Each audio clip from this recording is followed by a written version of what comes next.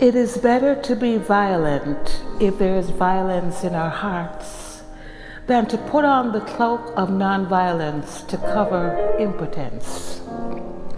Violence is any day preferable to impotence.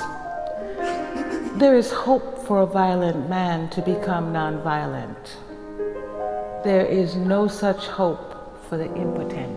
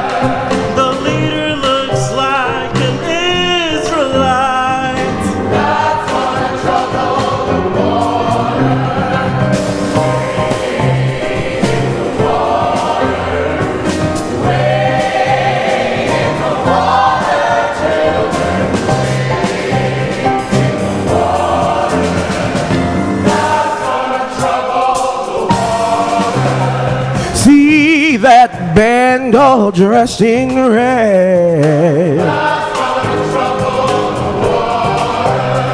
It looks like the band that Moses led.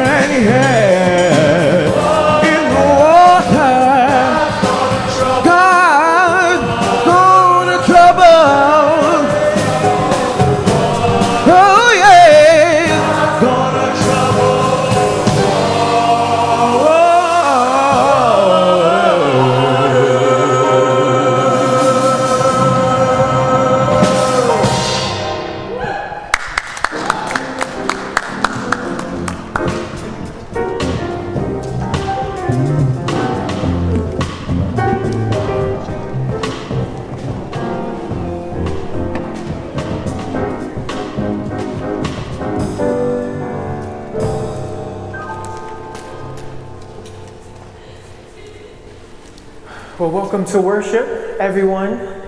It's so wonderful to see you all this afternoon, to see your bright and beautiful and shining faces in this space today. I know it took a lot to actually get here. There's probably some of us who are staying cozy and at home. We welcome you all here today, whether you're here presently in person or through the live stream. Even if we can't see your face on the live stream, we can sense your presence and spirit with us. The front of your bulletin says that Brother Zachary is supposed to be presiding today. He's under the weather today. He's okay. He wanted to come today, and we're like, man, you can chill out for one Sunday. You can take the day off. Reverend Peggy is dealing with some family emergencies. Nothing crazy, nothing she wants us to be worried about. Karishma is still in Palestine, getting back later this week. So it's me today, which I hope is okay. Good job. But this space is not about anyone who stands up here, right? About any of the leadership, right? This place, what makes it powerful, what makes it sacred is its heart, which is you. So if you show up into this space today, open and ready to engage with the spirit of this community, we're going to have a wonderful time. We ready for that? All right, great. Let's begin with singing Glory, Glory, the words of which are in your bulletin.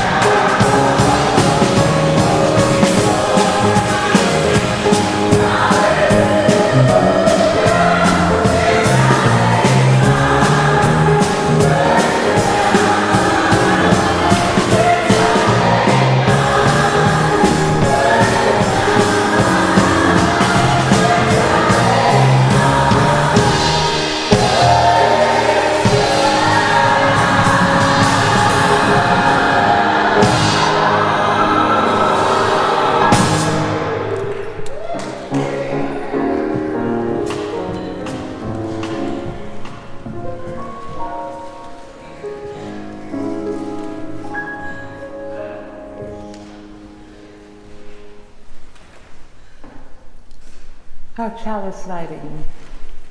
Some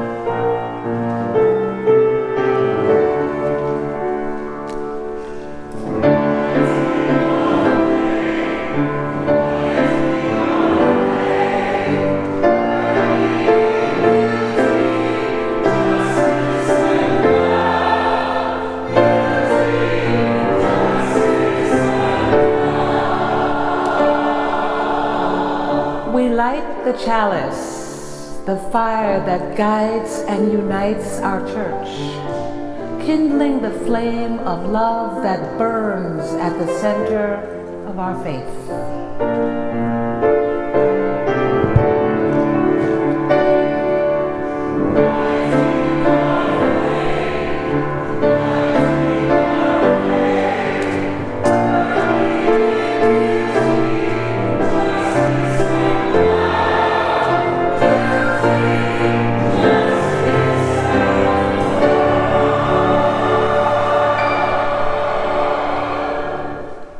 Please join me in reciting our unison affirmation. Unto the Church Universal, which is the depository of all ancient wisdom and the school of all modern thought, which recognizes in all prophets a harmony, in all scriptures a unity, and through all dispensations a continuity, which abjures all that separates and divides, and always magnifies humanity and peace, which seeks truth in freedom, justice in love, and individual discipline in social duty, and which shall make of all persons one beloved community, unto this church and unto all its members, known and unknown throughout the world, we pledge the allegiance of our hands and hearts. So on Sundays, we greet each other as part of our liturgy. We turn to our neighbor, whether they are strangers or old friends, and we welcome them warmly into our shared space. It's our way of saying that our spiritual path is communal, it's relational, and we are all in this together. Not just a friendly act, it's how we ground ourselves in this space with each other. Please take a moment and greet your neighbor.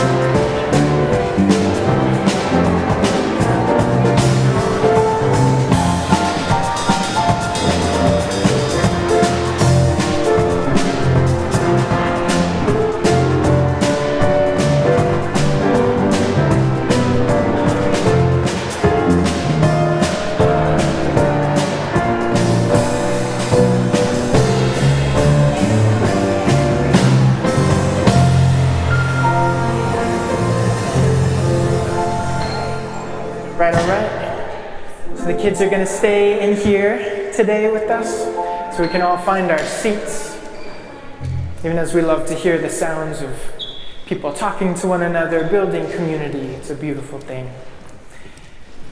As we reflect on our moments together, how are we today? Blessed? Yeah? Tired? For sure. I mean, the snow is weird. I mean, it feels like a bunch of us have different experiences of that. Yesterday, some snow is heavier other places. Today it was more difficult for some than others. It's also, tomorrow is Martin Luther King Day. And so we are gathering today in the shadow of that day and of his legacy. And as we reflect on our moment, I think we can't help but reflect on what this state of affairs would look like to him. Right? I mean, the day is a time not just to remember him and everything that he gave for the struggle for justice, but to do an inventory, to take some stock of where we are in relation to that vision and that dream. I don't think it'd be controversial to say if he were here and looking at everything all around us, he would be deeply pained. But I think that if he came to community church, he might be really proud. This is a different kind of space. This isn't like the world out there in so many ways. A world full of competition and antagonism. Here you don't have to fight for resources. You don't have to earn your spot in that pew. You don't have to fight for belonging in this place. So we do the world a little differently in here. And our hope is, right, that as we continue to practice this, as we continue to grow personally in courage and in spirit, so does this community, so does the vision that we carry forward. So let's try to settle into that trajectory, into that horizon, that future, that hope, as we listen for the chime.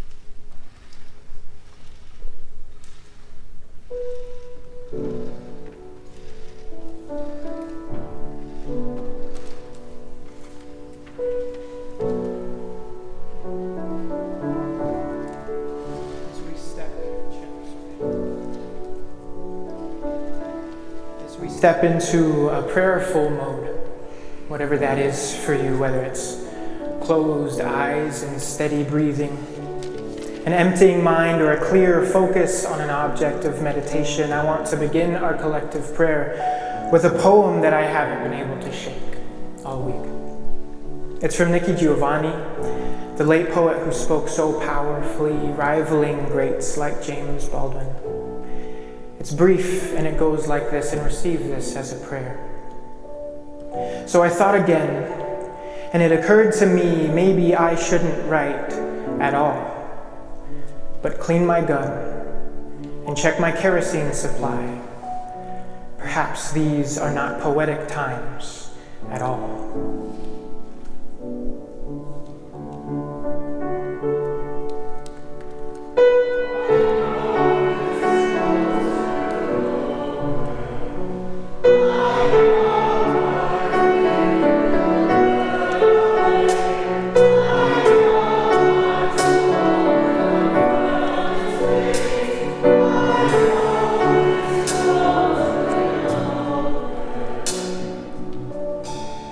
The poem has been a tab on my browser that I can't close. And I don't really know what to do with it. I don't know why I keep returning to it. But I keep hearing the poem as a prayer, directed nowhere in particular, but out into the great expanse of the world. A sincere confusion, a complete honesty. It resonates with my spirit these days down in its deepest recesses as I wonder about the strength of poetry, of narrative, of spiritual community. What do my prayers mean in the face of the voracious violence that looms over us?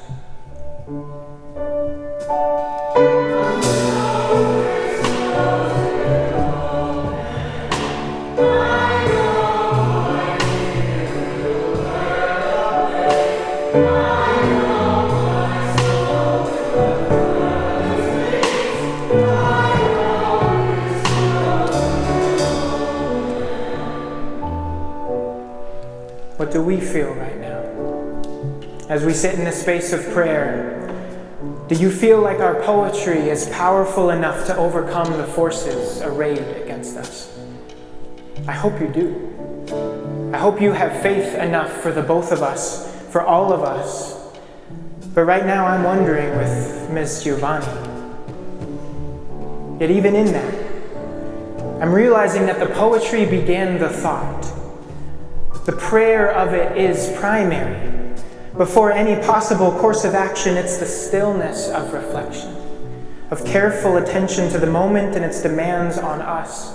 Even for Ms. Giovanni, the prayerfulness of poetry precedes the revolution.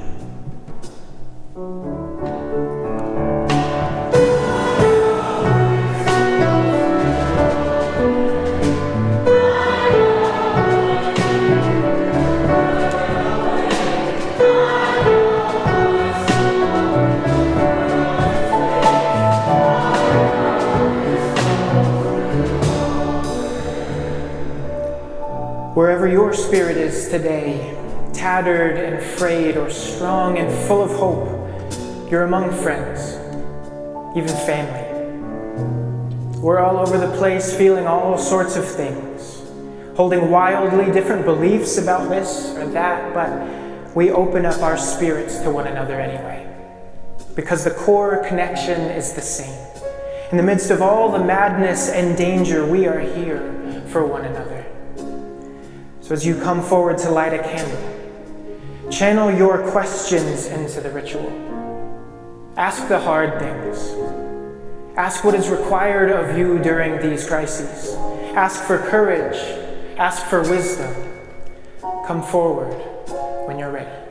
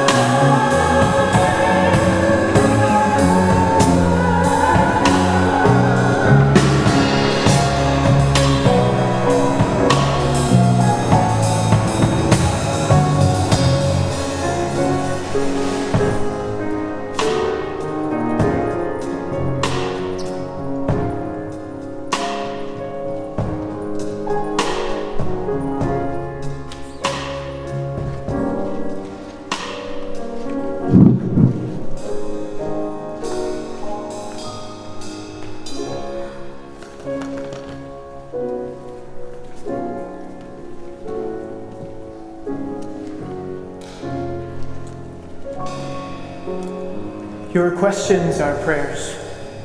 Your confusion is incense. Your wondering is a spiritual practice. Don't be afraid of that indeterminate space, but care for it. Cultivate it. Let it lead you into deeper truth and courageous action. Amen.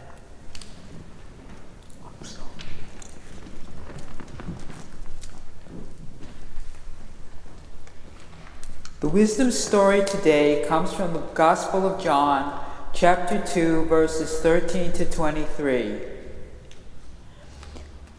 When it was almost time for the Jewish Passover, Jesus went up to Jerusalem. In the temple courts, he found people selling cattle, sheep, and doves, and others sitting at tables exchanging money. So he made a whip out of cords and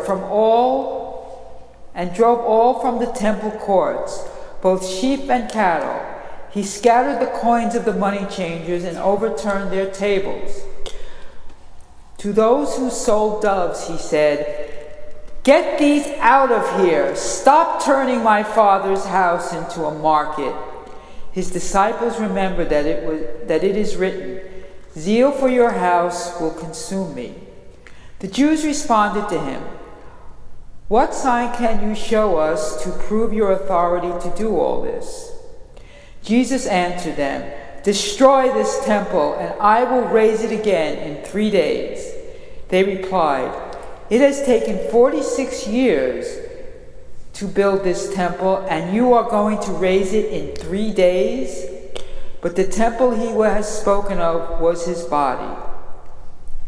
After he was raised from the dead, his disciples recalled what he had said. Then they believed the scriptures and the words that Jesus had spoken. Now, while he was in Jerusalem at the Passover festival, many people saw the signs he was performing and believed in his name. That concludes our wisdom story for today.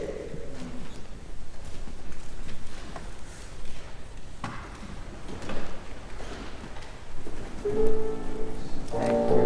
Nobody applauded. Thank you.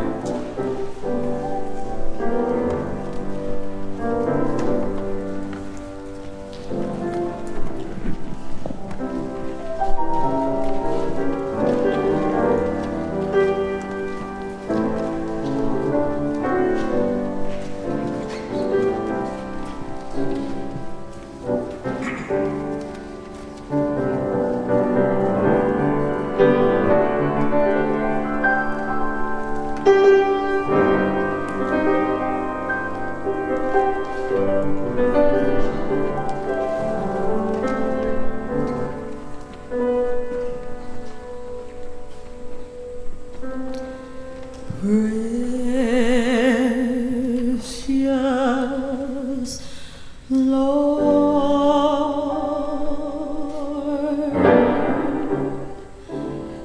take my hand,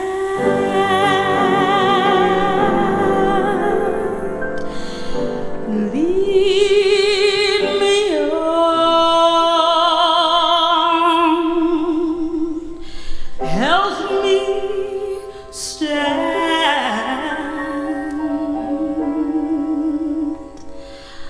I am tired. I am weak. I am worn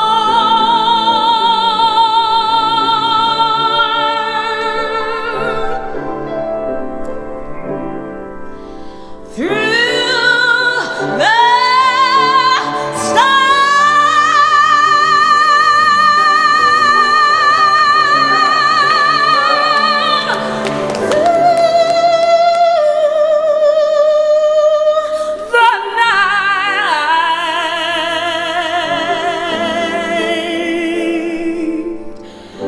lead me on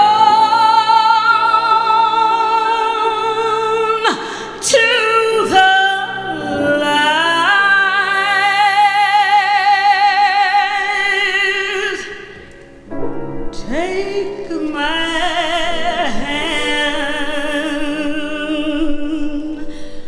precious Lord,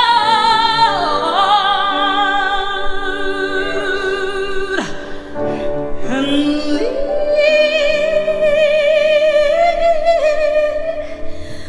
me home.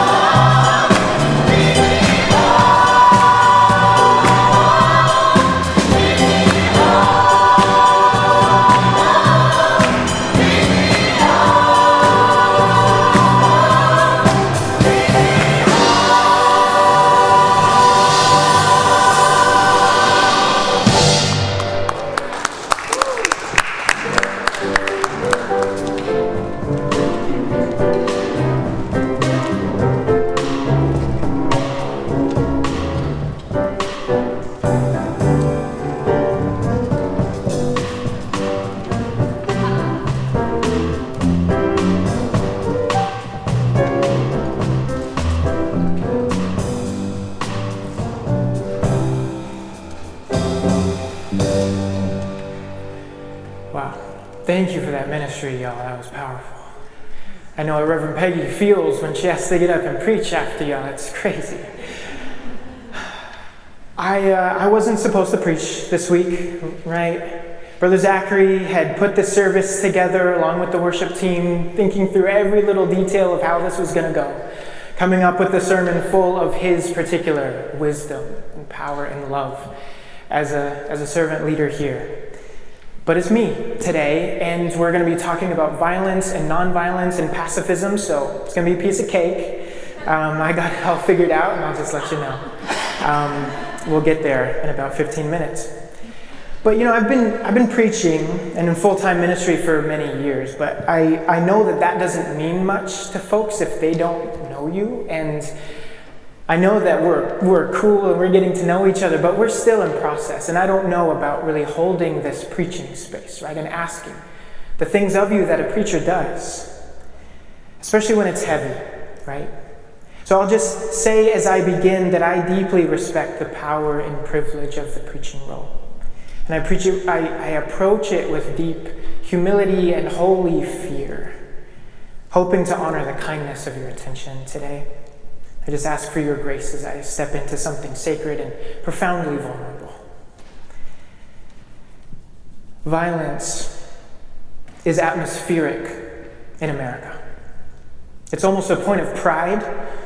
There's a rugged wildness and danger in the American mythos, an ambient volatility ready to erupt at any moment. And we've been watching these eruptions. In Minneapolis, most acutely right now, as ICE agents tear people's bodies apart on their jobs, rip them out of their vehicles as they drive home, shoot them in their face as they stop to look after their neighbors.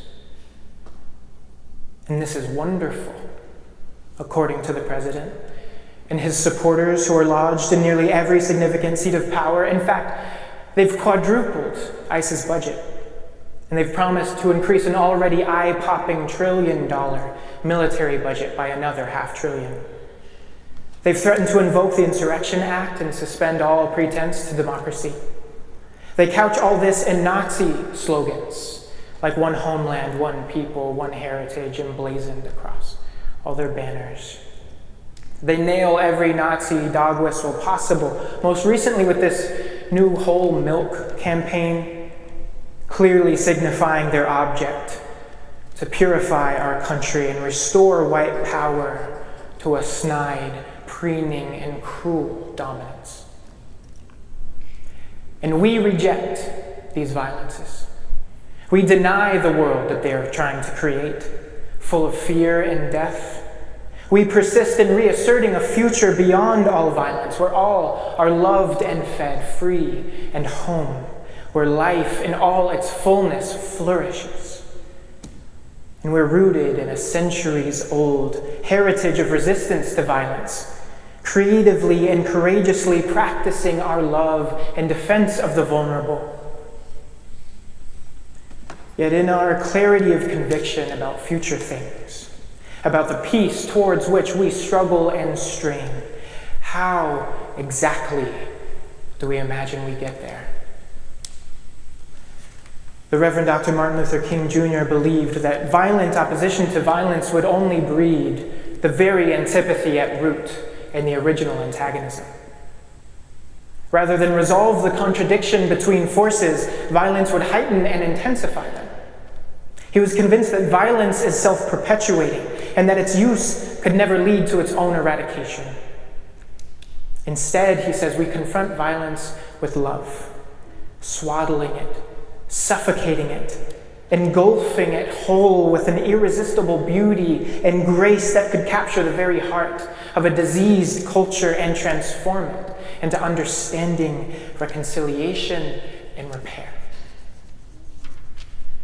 But we have to ask the question today, has his philosophy, has his faith been vindicated?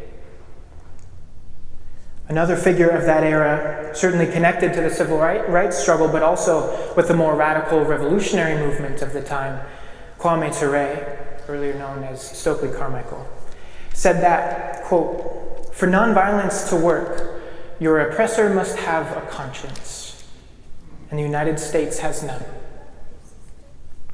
In other words, he felt that the country he existed in as a black man was not inspired to sympathy at the sight of black suffering. However principled and righteous, however undeserved, no white people relished it. They picnicked and took family photos in front of lynching victims. Black suffering was part of what made whiteness so enjoyable. And the pain of black suffering was white catharsis. So no, he thought, to accept the violence of the state on our bodies is neither noble nor productive. It just gets us killed. And there's no redemption in that. Some historians have said that the victories of the civil rights struggle, real as they were, but also limited as they were as vehicles toward real liberation, were only enabled by the pressure of revolutionary militancy. It was the weight of armed and ideological groups like the Black Panthers, the Black Liberation Army, who sat on the other side of King's mediation that made his proposal more palatable. If it's between nominal civil inclusion of Black people and a revolutionary reorganization of society and the white power that structures it, we'll take the former, was their calculation. And Black revolutionaries didn't turn to armed struggle because they were bored, of course. People in general don't put themselves in positions of danger except by necessity. Black militancy was a response to the danger that they faced and continue to face in an anti-Black country. And they also saw themselves within the anti-colonial movement that was sweeping the globe, as colonized people took up arms and shook off their oppressors, forcing out the plunderers who would not be driven away by any other means.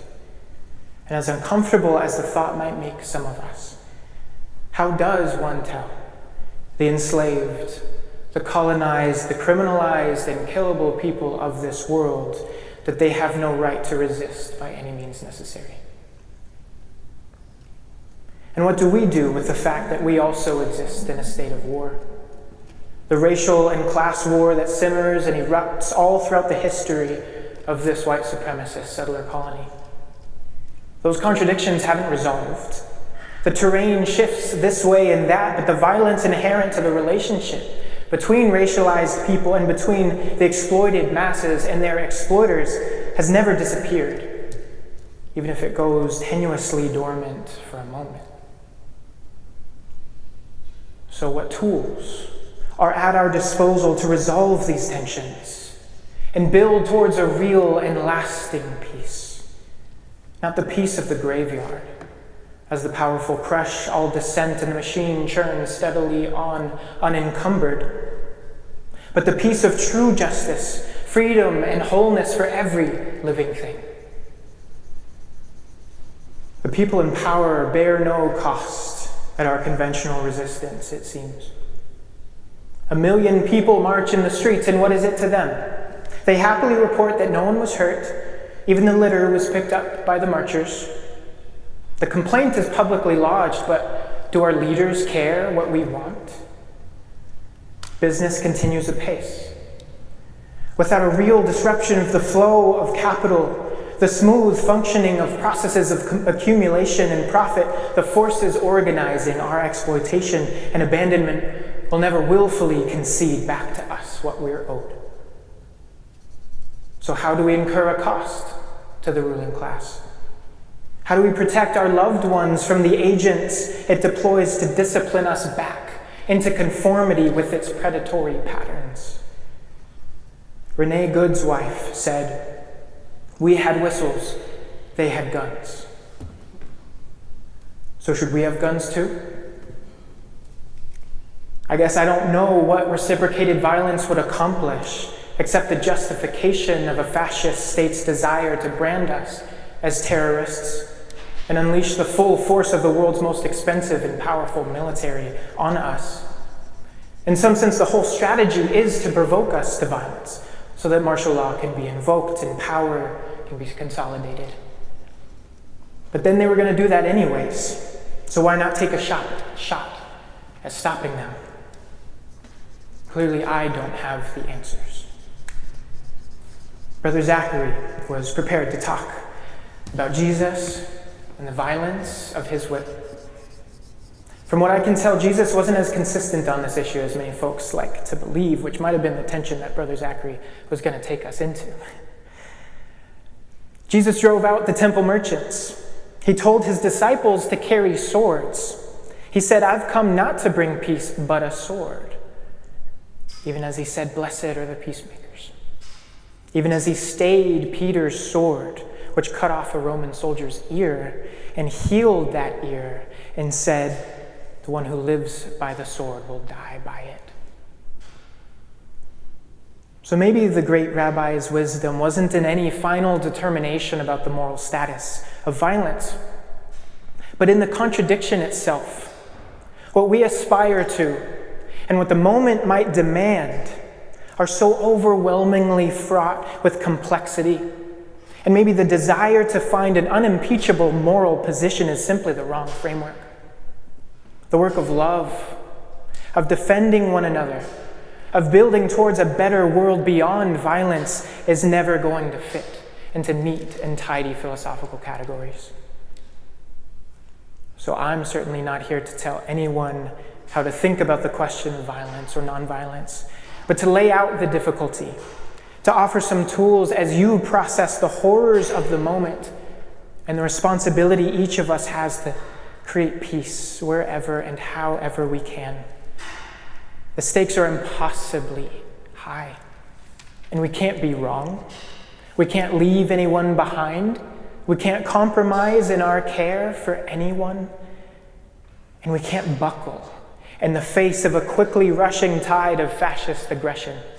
We need militancy, even pacifist militancy, in our drive to meet these forces with a requisite force of our own. We're called to protect one another and honor all life, and it'll be our courage and creativity that makes a way through the snarl of confusion and contradiction.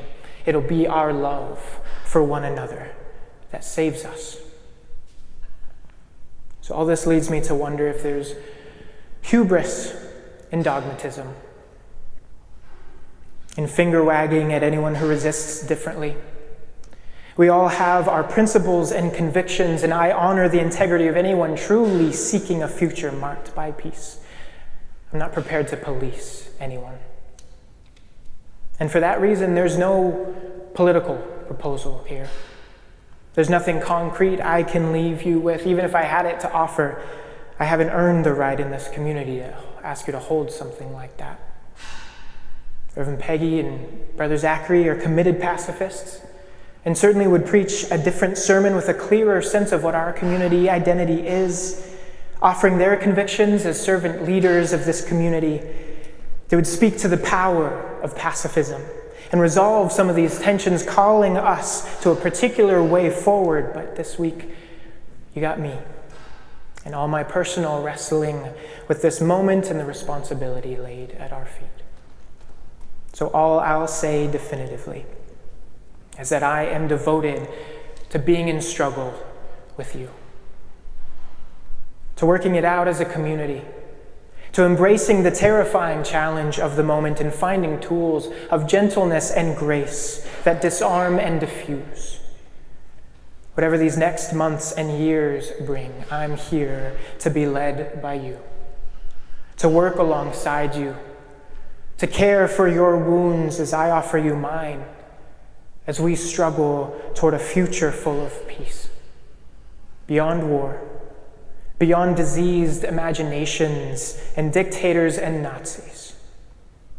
I aspire to be a pacifist too, if not now in this world, in the new one that we will build together. Because I do believe that we will win. I do believe that love is inextinguishable. I do believe that communities like ours are the soil of totalizing universal liberation. I do believe that we will make a way together to a place where peace flourishes and guns are silent, where starlings murmurate in place of fighter jets, where borders dissolve and difference is authentically celebrated, where children grow old and our elders grow childlike, where nature returns to her rhythms and we attune ourselves to her movements, where the thought of lifting a hand against one another is literally unthinkable, and all our living and all our dying is oriented toward the commonness of our love for one another, where peace makes a home in all things. Thank you for listening. Thank you for dreaming with me. Ashe.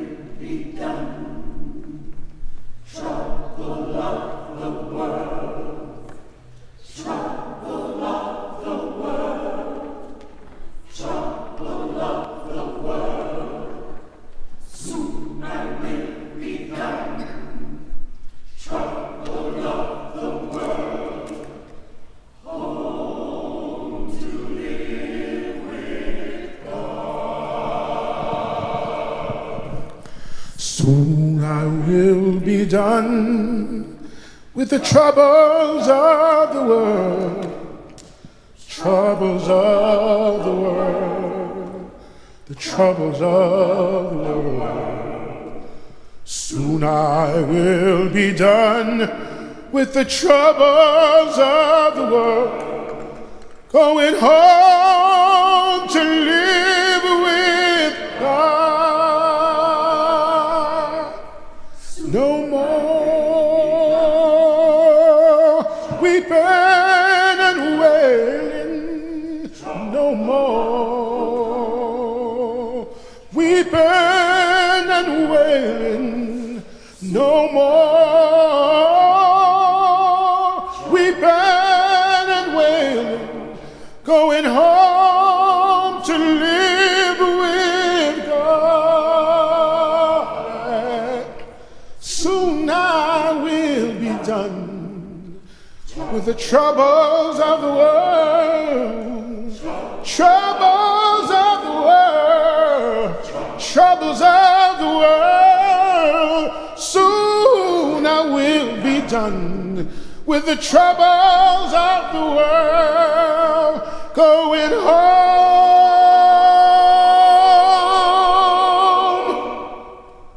to live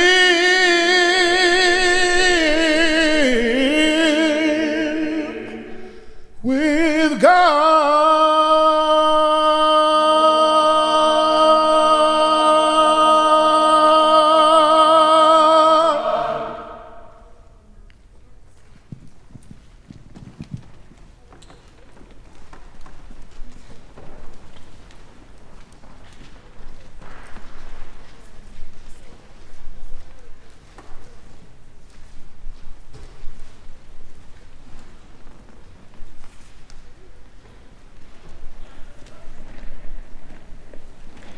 Let's sing together as we extinguish the flame.